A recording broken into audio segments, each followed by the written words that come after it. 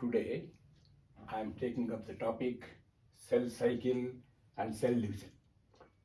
Under part 1, I am describing the mitotic cell division. Cells divide, and cells divide in 3 ways: mitotic division, meiotic division, and amitotic division. In the case of the mitotic division, it is known as equational division. Equational division means the same number of chromosomes are maintained between the mother cell and daughter cells. Meiotic division is known as reduction division. In this division, the chromosomal number is reduced to half. In the case of amitosis, unequal cells are formed. This is unequal division. Today, let us take up the mitotic division. Mitotic division is divided into 3 parts: interphase, M phase or mitosis or nuclear division, and cytokinesis or cell division. So in this way, the mitotic division is divided into 3 phases for our convenience. There is no clear-cut demarcation between different divisions. First, the interphase. Interphase means resting phase. Actually, there is no rest. The cell is very active during the interphase. The interphase is divided into again 3 subphases: G1, S, and G2. G1 phase means gap 1 phase. Here, gap represents the period of time between 2 phases. So in the G1 phase, what happens is the DNA does not replicate, but the substances required for DNA multiplication are synthesized in the cytoplasm. So the cell is very active during G1 phase, and all the substances, then nitrogen bases or nucleotides required for DNA replication are synthesized. Then S phase. S phase means synthetic phase. In this phase, the DNA replication takes place. DNA replication is one of the important steps during cell division. So, the DNA replicates and the amount of DNA is doubled, but the chromosomal number remains the same. The 2 daughter chromatids formed due to the replication of DNA are attached at the centromere. So, though the DNA is doubled, the chromosomal number remains the same. Then, the centrioles are also replicated. Histone proteins required for coiling of the chromosomes are also synthesized during S phase. So, in the S phase, DNA replication takes place. Histone proteins are synthesized and centrioles are replicated. Then G2 phase. This is also metabolically very active stage. All the substances required for the mitotic division are synthesized during this phase. The cell growth continues and the mitotic spindle begins to form during G2 phase. The energy stores also increase. The M division requires a lot of energy. So energy stores are also build up during G2 phase. So the 3 G1, S, and G2 phases come under interphase. Sometimes what happens is some cells do not proceed further G1 stage, and instead they enter a stage called G0 stage or quiescent stage. During the quiescent stage, the cells do not divide.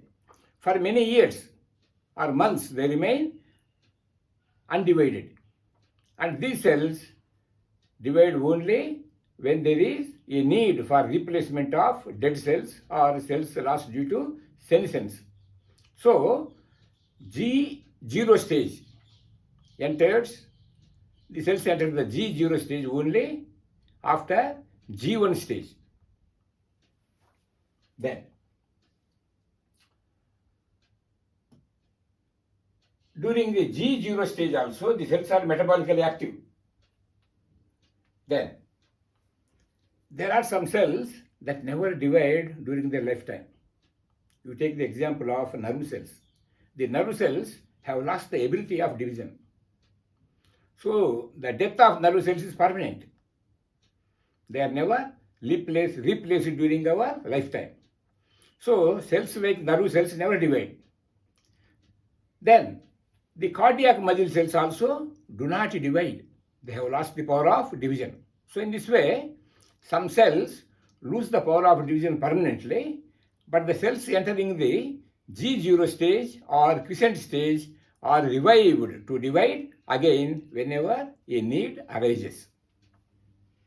Then, coming to the M phase. M phase means mitotic phase or nuclear division. The mitotic phase is also divided into substages. These are known as prophase, metaphase, anaphase and telophase.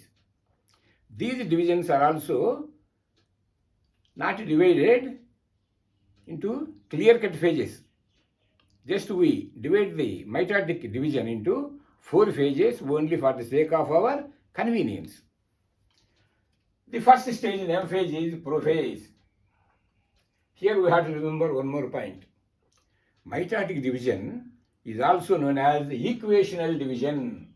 Equational division means the chromosomal number is maintained, or the same chromosomal number is maintained between the mother cell and daughter cell.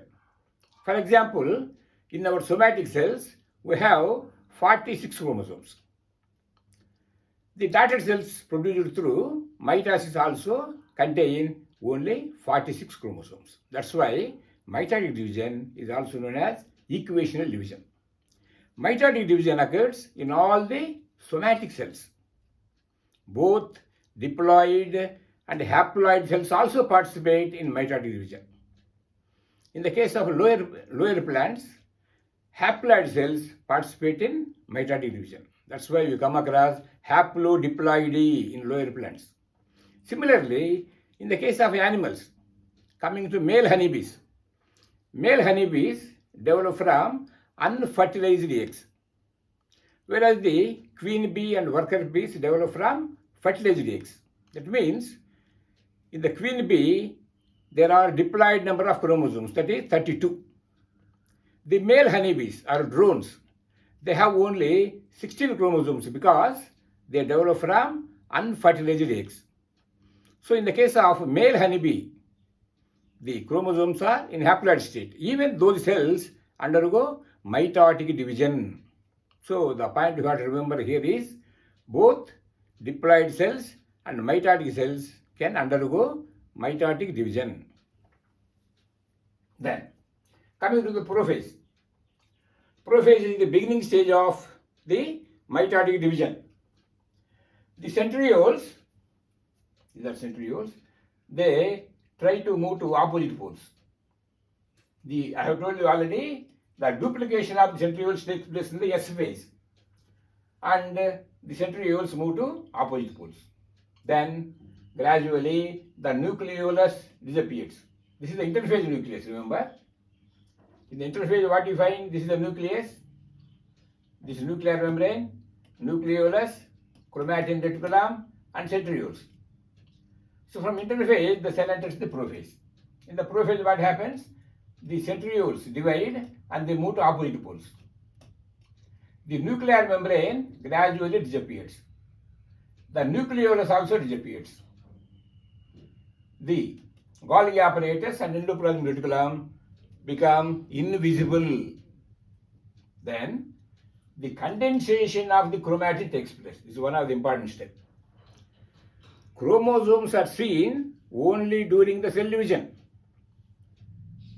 During interphase, chromosomes are invisible because the chromatin is dispersed into fine threads. So, chromosomes are not visible.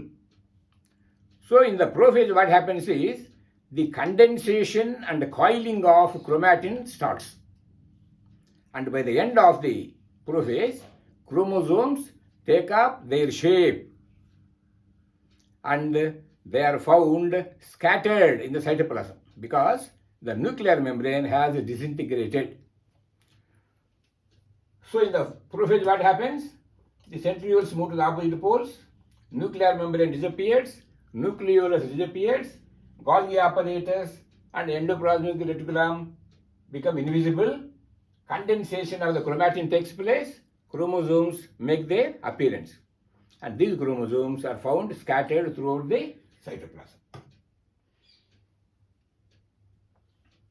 Then, metaphase. In metaphase what happens? The chromosomes are arranged on the equatorial plane or metaphase plane. That means they are arranged on the middle of the cell, on the midline of the cell. This is called equatorial plane or metaphase plane. For the sake of convenience, I have drawn only two chromosomes. Here you see the chromosome having two chromatids, but both the chromatids are joined at centromere. This is the centromere. So these two chromosomes are arranged in the metaphase on the equatorial plane, and the spindle fibers, these are the spindle fibers, they are attached to the centromere on either side of each chromosome. Then, next stage is anaphase.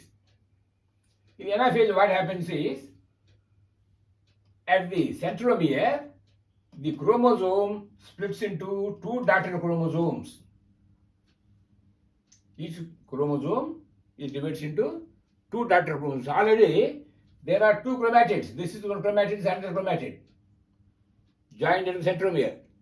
So now, at the centromere, the chromatids get separated. As a result, the chromosomal number increases 2 times. But the amount of DNA remains the same. Then, due to the contraction of the spindle fibers, the daughter chromosomes are pulled to the opposite poles. So these chromosomes move to this side and these chromosomes move to this pole. During this movement, what happens is, the centromere faces the centriole, or it is close to the centriole, and the chromosomal arms will be trailing behind. So the leading part is the centromere and the trailing part is the chromosomal arms. So in this way, during anaphase, the daughter chromosomes are pulled towards the opposite poles due to the contraction and coiling of spindle fibers. So in this way, at the end of anaphase, the daughter chromosomes have reached the opposite poles. Then comes the telophase. During telophase, nuclear membrane appears around the daughter chromosomes. A nucleolus also appears. The invisible Golgi apparatus and the endoplasmic reticulum also become visible now, and two daughter nuclei are formed. So in this way, the M phase is completed. M phase is followed by cytokinesis or cell division. Now, the entire cell divides into two. In the case of plant cells, animal cells, what happens? A constriction appears in the middle of the cell. And as the constriction deepens, the cell divides into two daughter cells. And each daughter cell has the same number of chromosomes as their parent cell. That's why it is known as equational division. In the case of plant cells, what happens? In the middle of the cell, a cell plate appears. And the cell plate is nothing but the middle lamellae or middle lamella present between two cell walls of neighboring cells. The middle lamella extends on either side of the cell and it meets the cell wall. Then cell wall is synthesized on either side of the middle lamella and the cell is divided into two dotted cells in the case of plants. So in this way, mitosis results in the production of two dotted cells. So the important points you have to remember here is, during mitosis, only two dotted cells are formed, and the dotted cells formed contains the same number of chromosomes as their parent cell. Then, let us see the significance of mitosis. Mitosis has a great significance. It occurs, already I have told you, in both diploid cells and haploid cells. It helps in increasing the number of cells. It helps in replacing the dead cells and injured cells. It contributes to growth of the animals and plants. And there is one more important point. During cell growth, what happens? The ratio present between the cytoplasm and nucleus is disturbed, or the nucleus cytoplasmic ratio is disturbed, and mitosis or mitotic division restores this disturbed balance between the cytoplasm and the nucleus. Then it helps in, I have told you, cell replacement. In plants, there is meristematic tissue forming the apical and the lateral cambium. This lateral and apical cambium contributes to growth in the case of plants. Then one more point is, the mitotic division maintains genetic stability. That means it doesn't cause any change in the genetic material. On the contrary, in the meiosis, what happens? There is a recombination of genes and genetic stability is disturbed. But in the case of mitosis, there is no disturbance to genetic stability. In this way, mitosis is a continuous process occurring in the somatic cells of all living organisms. And in the case of lower organisms like single-celled amoeba or euglena, what happens? Binary fission happens. And binary fission is nothing but the mitotic division. So in the lower organisms, multiplication occurs or reproduction occurs through mitotic division. So that is all about the mitotic division occurring in plants and animals. Thank you.